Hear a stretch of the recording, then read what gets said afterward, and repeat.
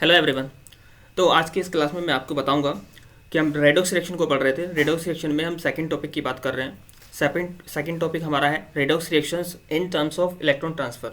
मतलब electron transfer की term में हम रेडॉक्स रिएक्शन कैसे डिफाइन करेंगे और उसमें हम ऑक्सीडेशन या फिर रिडक्शन कैसे देखेंगे।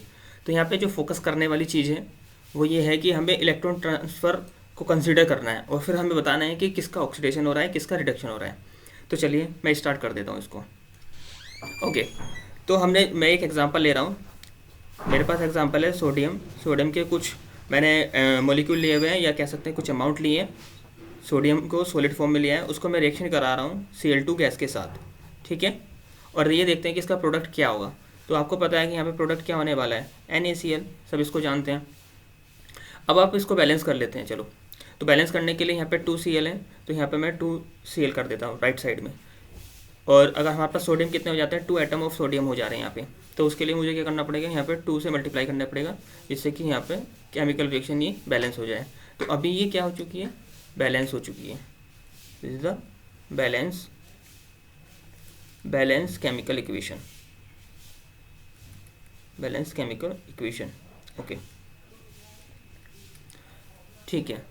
तो अब आप इसमें देखिए, आप मुझे बताइए कि यहाँ पे सोडियम का क्या हो रहा है, ऑक्सीडेशन हो रहा है या रिडक्शन हो रहा है। जो प्रीवियस नॉलेज है उसको यूज़ करते हुए सोडियम से यहाँ पे क्या बन रहा है, NaCl बन रहा है, और Cl2 से यहाँ पे क्या बन रहा है, NaCl बन रहा है। अगर हम इसके अकॉर्डिंग बात करें, सोडियम के पास अगर एक मोर इलेक्ट्रोनेगेटिव एलिमेंट का एडिशन होता है, यानी सोडियम में क्या हो रहा है, एक एलिमेंट का एडिशन हो रहा है जो कि मोर इलेक्ट्रोनेगेटिव है सोडियम के कंपेरिजन में, तो सोडियम का यहाँ पे क्या हो रहा है, ऑक्सीडेशन। यही तो हमने पिछली वीडियो में डिफाइन किया था कि अगर किसी एलिमेंट में क्या हो, ऑक्सीजन या फिर मोर इलेक्ट्रोनेगेटिव एलिमेंट का एडिशन हो, तो उसी को हम क्या बोल रहे थे, ऑक्सीडेशन बोल रहे थे। ठीक है, तो यहाँ से Na से NaCl जाने में क्या हुआ, ऑक्सीडेशन यहाँ पे हुआ है। सिमिलरली हम Cl2 के बारे में क्या बोलेंगे, Cl2 से NaCl बन रहा है, तो यहाँ पे क्या हुआ है, Cl2 था, वहाँ से एक Cl हट चुका है और उसके प्लेस पे कौन आ चुका है, Na आ चुका है। देखो NaCl में, तो यहाँ पे क्या हुआ है, Cl का रिडक्शन। Na को क्या बोलेंगे, मोर इलेक्ट्रोपॉजिटिव इसको बोलेंगे। ठीक है, तो यहाँ पे Cl2 में एक मोर इलेक्ट्रोपॉजिटिव एलिमेंट का एडिशन हुआ है, तो इसी को क्या बोलेंगे, रिडक्शन। यही तो हमने सब डिफाइन किया था। यस, तो हम यहाँ तक मैं आपको ये चीज़ बता चुका हूँ। सेकंड स्लाइड पे चलते हैं। क्या हमने आपको बोला है, Na सॉलिड था, Cl2 गैस से उसने रिएक्शन किया और 2NaCl यहाँ पे बन रहा है, सॉलिड बन रहा है। और हमने जस्ट यहाँ पे ये बोला कि Na से NaCl जाने में ये ऑक्सीडेशन है। क्यों ऑक्सीडेशन है, मोर इलेक्ट्रोनेगेटिव एलिमेंट का एडिशन यहाँ पे हो रहा है, और साथ में Cl2 से NaCl जाने में ये क्या है, रिडक्शन। क्यों, क्योंकि यहाँ पे क्या हो रहा है, एक लेस इलेक्ट्रोनेगेटिव, यहाँ पे मोर इलेक्ट्रोपॉजिटिव एलिमेंट का एडिशन हो रहा है। मोर इलेक्ट्रोपॉजिटिव कौन है, Na, और वो Cl2 में ऐड हो रहा है और NaCl बन रहा है। इसी चीज़ को हमारे पास केमिकल नॉलेज, केमिकल बॉन्डिंग के अकॉर्डिंग अगर हम देखें NaCl को, केमिकल बॉन्डिंग के अकॉर्डिंग अगर हम NaCl को देखें, तो NaCl एक आयनिक कंपाउंड होता है। यस, ये क्या है, एक आयोनिक कंपाउंड है। यानी हम इसको और क्या लिख सकते हैं, ये बताइए। तो इसको हम ये यहाँ पे सॉलिड है, तो इसको मैं क्या लिख सकता हूँ, Na+ लिख सकता हूँ और Cl- लिख सकता हूँ, सॉलिड फॉर्म। यानी मैंने आयनिक फॉर्म में इसको लिख दिया है। अब मैं इसी आयनिक फॉर्म का यूज़ करते हुए सेम रिएक्शन को रिपीट करता हूँ, यानी अपनी ऊपर वाली रिएक्शन को। चलिए, तो फटाफट से इसको लिखते हैं। तो किस तरीके से हम इसको लिखेंगे देख लेते हैं। Na सॉलिड, यहाँ पे हमारे पास क्या है, Na सॉलिड है और मैं इसमें Cl2 गैस से रिएक्शन करा रहा हूँ, तो मैं इसको अब की बार आयनिक फॉर्म में लिखने वाला हूँ। तो Na+Cl- लिख सकता हूँ, Na+Cl- लिख सकता हूँ, और ये सॉलिड ही है। ठीक है, और 2 यहाँ पे लिख सकता हूँ, 2 यहाँ पे लिख सकता हूँ बैलेंस करने के लिए रिएक्शन को। अब आप ये बताइए, Na है, सॉलिड फॉर्म में है क्या इसके ऊपर कोई पॉजिटिव चार्ज है, नेगेटिव चार्ज है, यानी ऑक्सीडेशन स्टेट है कोई, नहीं, तो वो जीरो ऑक्सीडेशन स्टेट में है। ठीक है, अब आप मुझे बताइए, अगर मैं यहाँ से Na सॉलिड से जाता हूँ Na+ में, तो यहाँ पे कितने इलेक्ट्रॉन्स का ट्रांसफ़र हो रहा है इन टोटल। तो पहली चीज़ तो यहाँ पे 0 से पॉजिटिव में जा रहा है, यानी इलेक्ट्रॉन का कुछ ना कुछ तो हुआ है। आप मुझे बताइए, अगर Na है, Na0 ऑक्सीडेशन स्टेट में है, हम इसको Na+ बना रहे हैं, तो Na0 से Na+ कब बनेगा, जब इलेक्ट्रॉन लूज होंगे या गेन, जब इलेक्ट्रॉन लूज होंगे, यानी इलेक्ट्रॉन के लॉस होने पर क्या बन रहा है Na+, इलेक्ट्रॉन लॉस होने पर ये चीज़ बन रही है, ठीक है।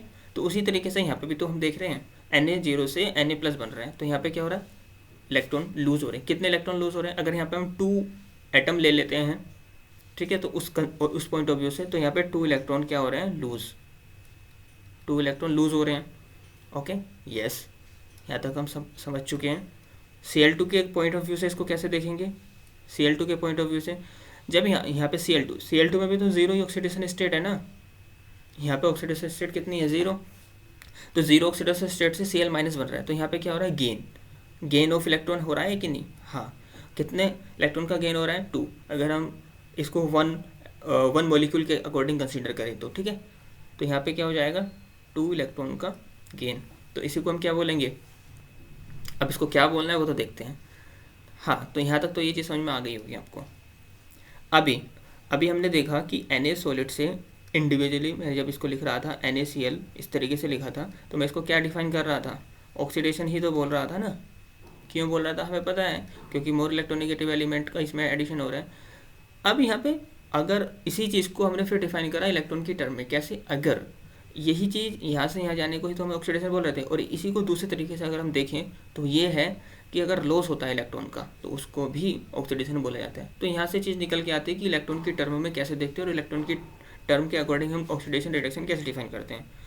तो हम ऑक्सीडेशन को किस तरीके से डिफाइन कर पा रहे हैं, अब देखो ज़रा लास्ट में ओवरऑल हम कैसे डिफाइन कर रहे हैं, या तो ऑक्सीजन या फिर मोर इलेक्ट्रोनेगेटिव एलिमेंट, इनका क्या होना चाहिए, एडिशन, ठीक है, ऑक्सीजन या फिर मोर इलेक्ट्रोनेगेटिव एलिमेंट का एडिशन होना चाहिए, ऑक्सीजन एलिमेंट या मोर इलेक्ट्रोनेगेटिव एलिमेंट, या फिर ऑक्सीडेशन किसको बोलेंगे, या लॉस ऑफ इलेक्ट्रॉन। ये चीज़ हमने कहाँ से वेरीफाई करी, यहाँ से, लॉस ऑफ इलेक्ट्रॉन को भी क्या बोलते हैं, ऑक्सीडेशन। ओके, तो ये ऑक्सीडेशन के लिए मैंने डिफाइन कर दिया है आपको। सिमिलरली Cl2 के लिए हम देखते हैं, तो Cl2 के लिए, Cl2 गैस है, ओके, यहाँ पे NaCl बन रहा है, यस, Cl2 से NaCl जाने में Cl का एक एलिमेंट यहाँ पे एक कह सकते हैं एक स्पेसीज, मतलब Cl वहाँ पे हट जा रहा है और वहाँ पे कौन आ जा रहा है, Na आ जा रहा है। Na को हम क्या बोलते हैं, मोर इलेक्ट्रोपॉजिटिव, और मोर इलेक्ट्रोपॉजिटिव का अगर एडिशन होता है तो उसी को हम क्या बोल रहे थे, रिडक्शन ही तो बोल रहे थे, है ना। और यहाँ पे 0 से -1 में जा रहा है, तो इन टोटल यहाँ पे क्या हो रहा है, 2 इलेक्ट्रॉन्स का क्या हो रहा है, गेन। तो हम रिडक्शन को किस किस तरीके से डिफाइन कर पाए लास्ट में,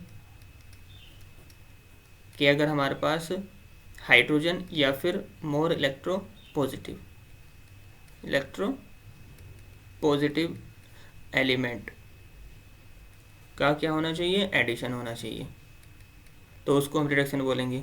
और रिडक्शन ही कब और बोलेंगे, इलेक्ट्रॉन की टर्म में, इलेक्ट्रॉन की टर्म में हम कब बोलेंगे, जब इलेक्ट्रॉन्स का क्या होना चाहिए, या तो इलेक्ट्रॉन्स का क्या होना चाहिए, एडिशन होना चाहिए, तब भी हम उसको क्या बोलेंगे, रिडक्शन। तो यहाँ तक तो हम ये चीज़ क्लियर कर चुके हैं। तो ओवरऑल हम ये देख चुके हैं कि इलेक्ट्रॉन की टर्म में हम टर्म के अंदर कैसे डिफाइन करते हैं रिडक्शन को या फिर ऑक्सीडेशन को। इसी चीज़ को ध्यान रखते हुए हम लास्ट में लिख देते हैं रिडक्शन, ऑक्सीडेशन और रिड्यूसिंग रिएजेंट भी यहाँ पे इंट्रोड्यूस कर देता हूँ। रिड्यूसिंग एजेंट किसे बोलते हैं, कुछ अलग नहीं है, रिड्यूसिंग एजेंट की डेफिनेशन ऑक्सीडाइजिंग रिएजेंट भी हम बोल देते हैं, ऑक्सीडाइजिंग एजेंट। तो बताओ फटाफट से, रिडक्शन मतलब इलेक्ट्रॉन का क्या होना चाहिए, यहाँ पे इलेक्ट्रॉन का गेन होना चाहिए, ठीक है। ऑक्सीडेशन के केस में इलेक्ट्रॉन का क्या होना चाहिए, इलेक्ट्रॉन का लॉस, ठीक है। अब रिड्यूसिंग एजेंट को कैसे डिफाइन किया जाता है, जो दूसरों का रिडक्शन कराए। अब दूसरों का रिडक्शन तो कब कराएगा ये, जब डोनर करेगा ना, कोई स्पीसीज अगर डोनर ऑफ इलेक्ट्रॉन है तो वो दूसरे का रिडक्शन करा सकती है। तो उसी पॉइंट ऑफ व्यू से रिड्यूसिंग एजेंट को डिफाइन किया था। एजेंट मीन्स जो दूसरे के लिए काम करने वाला है, और दूसरे का क्या काम करने वाला है, वो रिडक्शन कराने का।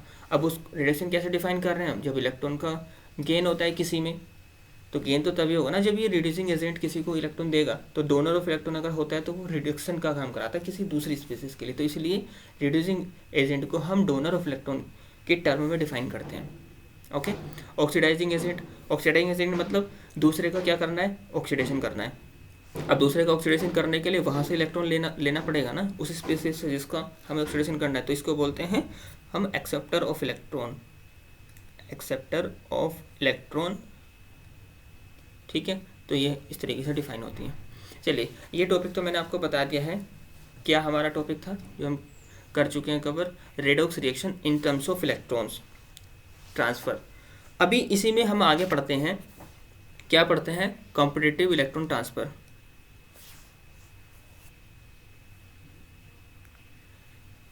इसी में हम आगे ये पढ़ रहे हैं कॉम्पिटिटिव इलेक्ट्रॉन ट्रांसफ़र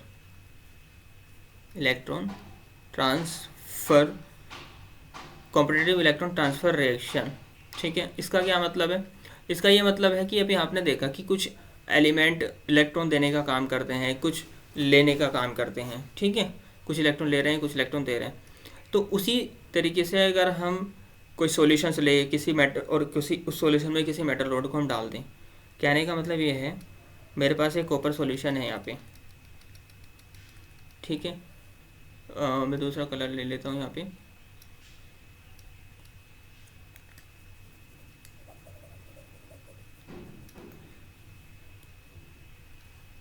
मेरे पास एक बीकर है और इस बीकर में मैंने यहाँ पे क्या किया हुआ है, एक सॉल्यूशन लिया हुआ है जो कि कॉपर नाइट्रेट का सॉल्यूशन है। ठीक है, ये क्या है, कॉपर नाइट्रेट का सॉल्यूशन। ओके। अब इस कॉपर नाइट्रेट के सॉल्यूशन में मैंने एक रोड को मैंने डिप कर दिया है। रोड किस चीज़ की है, ये जिंक रोड है। ठीक है, अब जिंक रोड है, होता क्या है, अगर इसको हम रख देते हैं थोड़े टाइम के लिए तो रिएक्शन यहाँ पे होने लग जाती है, रिएक्शन यहाँ पे हो रही होती है। थोड़े टाइम के बाद जो कॉपर है, कॉपर का ये जो सॉल्यूशन का कलर था, ये ब्लू था पहले तो, स्टार्टिंग में इनिशियली क्या है, ब्लू है। बट धीरे धीरे जैसे टाइम हमारे पास कंज्यूम होता है, हम कुछ टाइम के लिए इसको रख देते हैं, तो ब्लू कलर ये डिसअपेयर होना स्टार्ट हो जाता है। तो यहाँ पे क्या हो रही है, डिसअपेयरिंग, या हम कह सकते हैं इंटेंसिटी जो है ना धीरे धीरे कम होने लग जाती है। इंटेंसिटी ऑफ कॉपर कलर जो कि ब्लू है, यानी intensity of blue colour is reduced. जो कॉपर कलर आ रहा है एक्चुअल में, अगर इसे आयन में ब्रेक करें यहाँ पर कॉपर NO3 की होल्टवाइज को, तो कैसे होगा, यहाँ पे देखो जरा। एक्चुअल में जो कॉपर NO3 का होल ट्वाइस है, यहाँ पे आयन है, कॉपर प्लस आयन है और NO3 माइनस के 2 टाइम्स आयन है।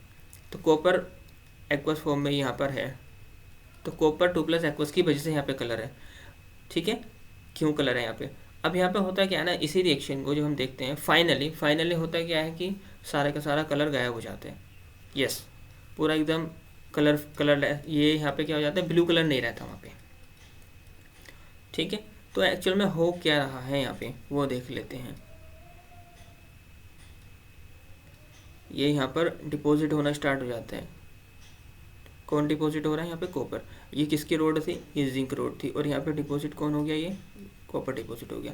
यहाँ पे एक्चुअल में क्या हो रहा है, सही, यहाँ पे कुछ रेडॉक्स रिएक्शन हो रही है ना। क्या रेडॉक्स रिएक्शन हो रही है, जिंक हमने लिया हुआ है, सॉलिड फॉर्म में लिया हुआ है, कॉपर नाइट्रेट का हमने सॉल्यूशन लिया हुआ है, तो मैं उसे एक्वस फॉर्म में लिख देता हूँ यहाँ पे, कॉपर प्लस। तो यहाँ पे क्या रिएक्शन हो रही है, जरा फटाफट से देखो, हो क्या रहा है यहाँ पे Zn2+ एक्वस बन जा रहा है। ठीक है, और यहाँ पर कॉपर हमें सॉलिड फॉर्म में मिल रहा है। कॉपर सॉलिड फॉर्म में वो जो इलेक्ट्रोड हमने रखा था, जो रोड हमने रखी थी, वहाँ पर वो डिपॉजिट यानी इकट्ठा हो रहा है।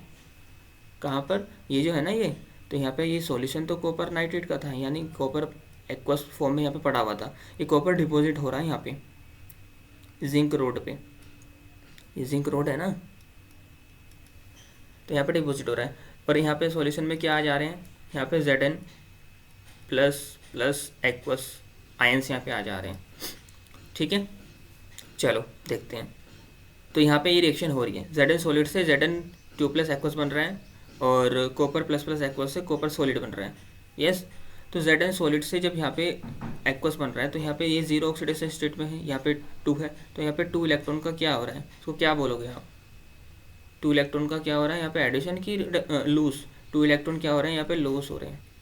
और जब 2 लॉस होते हैं तो उसी को हम क्या बोलते हैं, ऑक्सीडेशन बोलते हैं ना। 2 इलेक्ट्रॉन का लॉस हो रहा है तो इसका मतलब यहाँ पे ऑक्सीडेशन हो रहा है।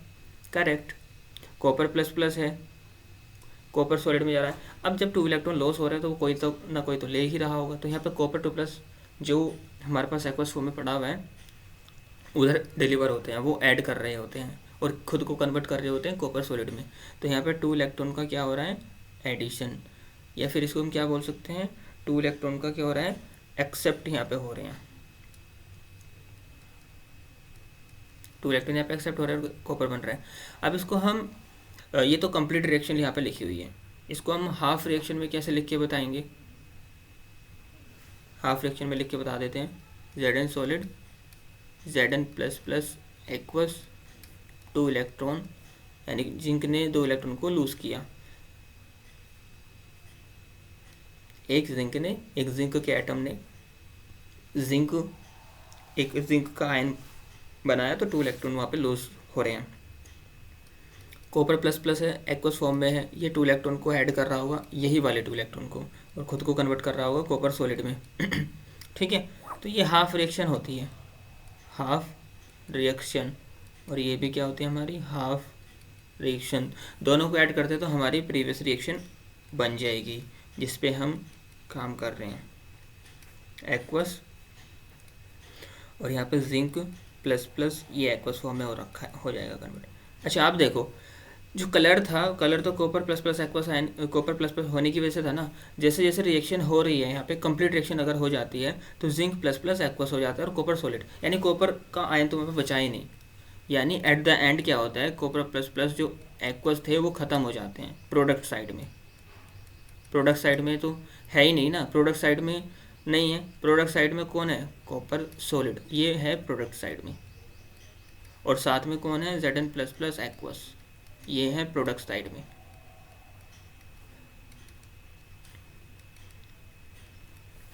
ओके, अब ये तो हमारे पास रिएक्शन हो चुकी है। तो इस तरीके से हमारे पास इलेक्ट्रॉन ट्रांसफ़र होते हैं। तो यहाँ पे एक तरीके से इलेक्ट्रॉन ट्रांसफ़र, मतलब जिंक तो देने का काम कर रहा है, इलेक्ट्रॉन डोनेट कर रहे हैं, या फिर हम कह सकते हैं इलेक्ट्रॉन का लॉस कर रहे हैं, और कॉपर क्या कर रहा है, इलेक्ट्रॉन एक्सेप्ट कर रहा है, राइट। तो ये टेंडेंसी होती है कि कौन इलेक्ट्रॉन को डोनेट करेगा कौन नहीं करेगा। अच्छा, इसी के चलते चलते हम ये देखते हैं कि कहीं ऐसा तो नहीं है कि ये हमारी जिंक सॉलिड और कॉपर प्लस प्लस एक्वस वाली जो रिएक्शन है ये रिवर्सिबल तो नहीं है।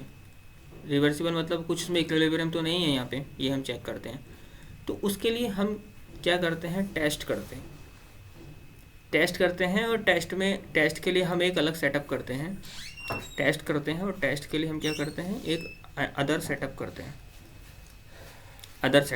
और अदर सेटअप में अब की बार हम क्या करते हैं, जो चीज़ें हमने यहाँ पे अब की बार हम क्या करते हैं, एक दूसरा बीकर ले रहे हैं, उस बीकर के अंदर हम अब की बार जो सॉल्यूशन ले रहे हैं किसका ले रहे हैं, जिंक का ले रहे हैं, यानी जिंक सल्फेट का सॉल्यूशन ले रहे हैं, यानी जिंक को एक्वस फॉर्म में रख रहे हैं, और कॉपर की रोड को यहाँ पे डिप कर रहे हैं, ठीक है। इसको मैं लिख देता हूँ ब्लू कलर से। तो ये कॉपर की रोड है, मतलब हम ये देख रहे हैं कि क्या टेंडेंसी कॉपर की, मतलब कॉपर की जिंक के रेस्पेक्ट में रिवर्स तो नहीं है। मतलब कॉपर तो ऐसा नहीं है कि कॉपर ऑक्सीडेशन करने लगे खुद का और जिंक रिडक्शन करने लगे। तो जब हम इसको ऐसा देखते हैं, जब हम इसमें ऐसा रिएक्शन को रखते हैं, हमने क्या सिचुएशन ली है,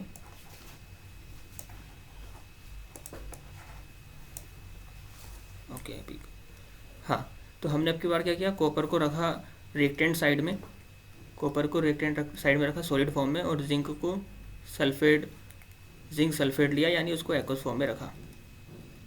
तो हम ये देखते हैं कि यहाँ पर कोई रिएक्शन हो ही नहीं रही है, मतलब ऐसा कुछ नहीं होगा यहाँ पे कि कॉपर प्लस प्लस होगा और जिंक सॉलिड बन जाएगा, ऐसा कोई रिएक्शन होएगी ही नहीं। ठीक है, और इसके लिए हमने टेस्ट भी किया। टेस्ट किया मतलब विजिबिलिटी के अकॉर्डिंग तो यहाँ पे कोई रिएक्शन होती दिखाई नहीं दी। विजिबिलिटी के अंदर हमें कोई रिएक्शन यहाँ पे होती दिखाई नहीं दी, इसके लिए हमने टेस्ट भी किया। अब उसके लिए टेस्ट किया हमने H2S गैस पर ही, H2S गैस को हम क्या करते हैं यहाँ पे पास करते हैं। H2S गैस क्या डिटेक्ट करेगी कि कॉपर प्लस तो नहीं है, और अगर होगा तो उसको कॉपर सल्फाइड में कन्वर्ट कर देगी। तो इसके लिए हमने टेस्ट किया। टेस्ट करने पे हमें पता लगा कि वहाँ पे कुछ ऐसा मिला ही नहीं। कॉपर सल्फेट का क्या होता है, ब्लैक कलर होता है, नॉट कॉपर सल्फ, ये हमारे पास क्यूप्रिक सल्फाइड है, not copper, cupric sulphide, it is cupric sulphide, cupric sulphide. तो जब हम रिएक्शन को देख रहे थे, हम देख रहे थे कहीं ऐसा है तो नहीं, ऐसा नहीं था, कॉपर के आयन ही नहीं थे वहाँ पे, और आयन नहीं थे, कॉपर सल्फेट नहीं बनेगा, तो यानी ब्लैक कलर में दिखाई नहीं दिया। आज आप बोलोगे कि कॉपर सल्फाइड क्या बन गया हो, फिर वो सोल्यूबल हो गया होगा, नहीं। तो कॉपर सल्फाइड की जो सोल्यूबिलिटी होती है ना, वो बहुत कम होती है, बहुत कम सोल्यूबिलिटी होती है। ठीक है, लो सोल्यूबिलिटी, यानी ये अगर हम ये चाहते हैं कि कॉपर प्लस की हम आयंस को चेक करें, तो उसके लिए बहुत अच्छा टेस्ट होता है H2S, एक सेंसिटिव, काफ़ी एक्सट्रीमली सेंसिटिव टेस्ट होता है। तो इससे हमें पता लग रहा है H2S पास करते हैं, क्यों, जिससे कि हम copper plus plus aqueous ion को क्या कर सके, डिटेक्ट कर सके। होगा क्या, इससे रिडक्शन करते टाइम पे कॉपर सल्फेट बनता है, लो सोल्यूबिलिटी इसकी होती है, यानी अगर लो सोल्यूबिलिटी का क्या मतलब है कि वो घुलेगा नहीं, वो रहेगा कॉपर सल्फेट की फॉर्म में, और वो दिखाएगा कि हाँ मैं ब्लैक हूँ, ब्लैक कलर मुझे वो शो करेगा। तो ऐसा कुछ देखने में नहीं मिला। तो इससे पता चला कि जो हम रिएक्शन, यानी कि जो रिएक्शन है वो रिवर्सिबल नहीं है, या फिर उसमें जो स्टेट ऑफ इक्विलिब्रियम है वो प्रोडक्ट को ही फेवर कर रही है। यानी जिंक सॉलिड हमने लिया था, कॉपर प्लस, जो स्टार्टिंग की रिएक्शन थी हमारी, जिंक सॉलिड था, कॉपर नाइट्रेट हमने यहाँ लिया था, रिएक्शन हो रही थी, कॉपर सॉलिड यहाँ पे बन रहा था, और जिंक प्लस प्लस बन रहा था। तो हम ये देख रहे थे कि कहीं ऐसा ना रिएक्शन वापस जा रही हो, तो ये रिवर्ट नहीं होती है, ये फॉरवर्ड ही होती है। यानी हमारे पास यहाँ पे प्रोडक्ट ही फेवर होता है, प्रोडक्ट फेवर होता है। तो इसके अकॉर्डिंग हमें ये पता लगता है कि मेटल्स में भी क्या होती है, टेंडेंसी होती है इलेक्ट्रॉन को लूज करने की। ठीक है, तो उसके अकॉर्डिंग हम यहाँ पे एक सीरीज़ बना सकते हैं, जैसे एसिड्स के लिए हम डिफाइन करते हैं, सीरीज़ होती है कि किसकी टेंडेंसी ज़्यादा एसिड H+ देने की है, किसकी कम किसकी कम। तो उसी बेसिस पे मेटल्स की भी हम सीरीज बनाते हैं, जिसमें हमें पता लगता है कि जिंक की टेंडेंसी कॉपर से ज़्यादा होती है इलेक्ट्रॉन को डोनेट करने की, या इलेक्ट्रॉन को लूज करने की। उसके बाद सिल्वर की आती है। ठीक है, तो इस तरीके से और भी होती हैं। इस सीरीज़ को हम बोलते हैं electrochemical series, electrochemical series.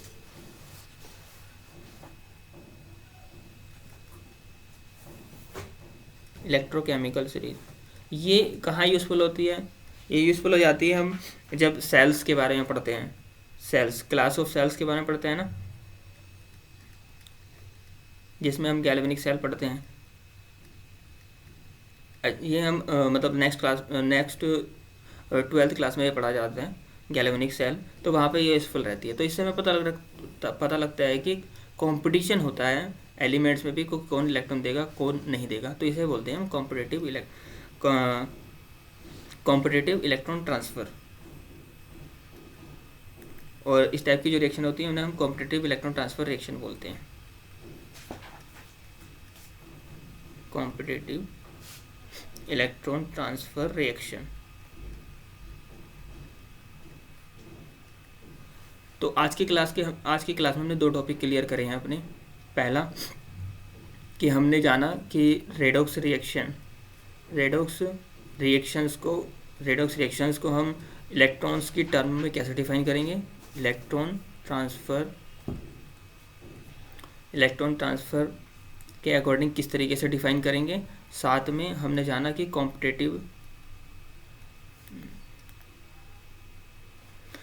Competitive electron transfer reaction के बारे में, ट्रांसफ़र रिएक्शन क्या होती हैं। तो आई होप कि आपको चीज़ समझ में आई होंगी। कोई डाउट है तो आप कमेंट बॉक्स में डाल सकते हैं। Thank you very much.